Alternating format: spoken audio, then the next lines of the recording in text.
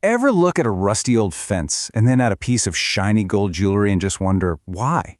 Why is one falling apart while the other looks perfect after centuries? Well, it's not magic, it's chemistry. And today, we're going to crack the code on what makes metals behave in such wildly different ways. I mean, this is the core mystery, isn't it? An old iron gate just covered in rust, but a gold ring looks brand new. They're both metals, so what gives? Why does one basically self-destruct while the other just endures? To figure this out, we're going to have to become chemical detectives. So here's our game plan. We'll start with the most obvious clues, the physical evidence. Then we'll hit a plot twist with some serious rule breakers. After that, it's time for some chemical trials which will lead us straight to the big reveal, a master list that explains everything.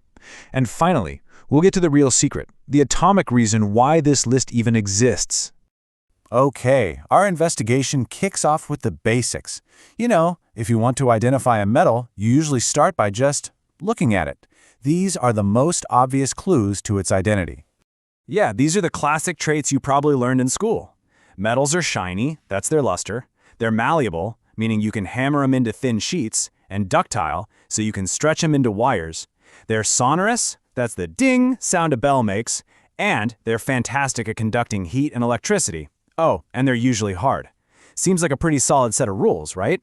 Now, let's just zoom in on one of these properties for a second, because it can be taken to a seriously wild extreme. Let's talk about ductility, that ability to be drawn into a wire. How far do you think you could possibly stretch just a tiny bit of a really ductile metal? 2 kilometers. Think about that for a second. That's over a mile. What on earth could that distance have to do with one little piece of metal? Yep, you can take a single gram of gold, that's about the weight of a paperclip, and stretch it into a wire 2 kilometers long. That is absolutely mind-blowing, and it really shows just how metallic some metals can be. So with properties this clear, this case should be simple. Or maybe not. And here it is, the plot twist. It turns out that our nice, neat list of physical properties isn't just incomplete, it can be totally misleading. Because there are elements out there that just love to break the rules. This is where our whole investigation gets turned on its head. You think all metals are solid? Meet mercury. Think they have high melting points? Gallium will literally melt in the palm of your hand. Think they're hard? You can cut sodium with a kitchen knife. And it goes both ways. The nonmetal iodine is shiny, and graphite, a form of carbon, actually conducts electricity. So the big takeaway here is that physical properties alone, they're just not reliable enough. We need better evidence. All right, it's time for our second set of clues, the chemical trials. This is where we stop just looking at the metals and start seeing how they act, how they react when we put them under a little pressure. And this is where the real differences show up.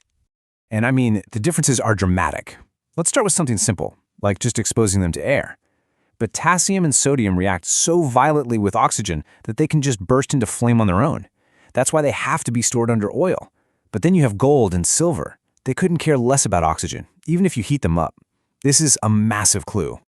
Now let's try water, and you'll see a really clear pattern emerge. First up, potassium. It hits cold water and bam! The reaction is immediate and violent.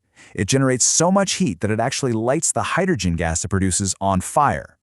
Okay, next up, magnesium. We put it in cold water and nothing.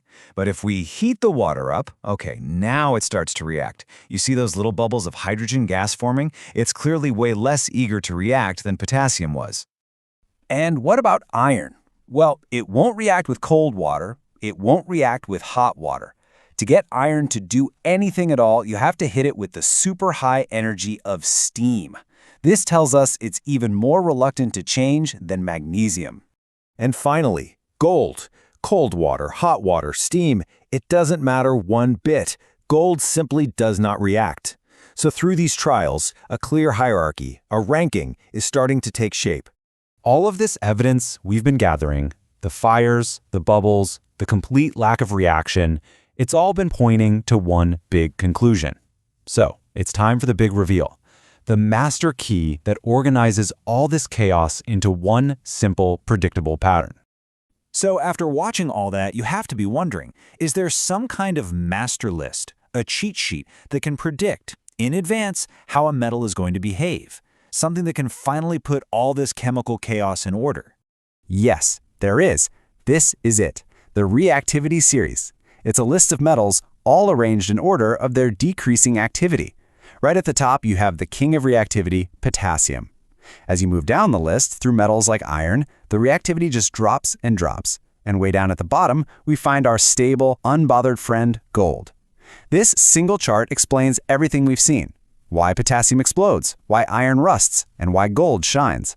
And it's not just a neat chart, it's a blueprint for everything from making soda cans to designing better batteries. But our investigation isn't quite finished. I mean, knowing the ranking is great, but the real question, the ultimate question, is why? Why is potassium so desperate to react while gold is so content just being left alone? To understand that, we have to go subatomic. Okay, here's the secret. Every atom wants to be like a noble gas. The noble gases are the cool kids of the periodic table. They're incredibly stable because their outermost electron shell is completely full. So reactivity is really just the story of all the other elements trying to gain, lose, or share electrons to get that same stable, full outer shell. Let's look at a classic example, making table salt.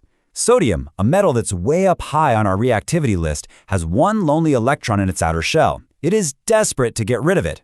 Then you have chlorine, a nonmetal, which is just one electron short of having a full shell. It's a perfect chemical match.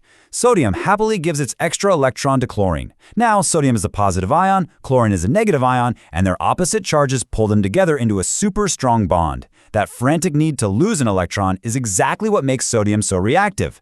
So, from a simple question about rust and shine, we've uncovered a fundamental truth of chemistry. The reactivity series isn't just some list to memorize. It's a guide to the atomic desires of every metal. Which brings us to a final thought. Now that you understand the ranking from the most reactive to the least, you can see why we choose certain metals for certain jobs. So which would you pick for a bridge that needs to last, a coin that needs to hold its value, or a crown that needs to shine forever? The answer is right there in the ranking.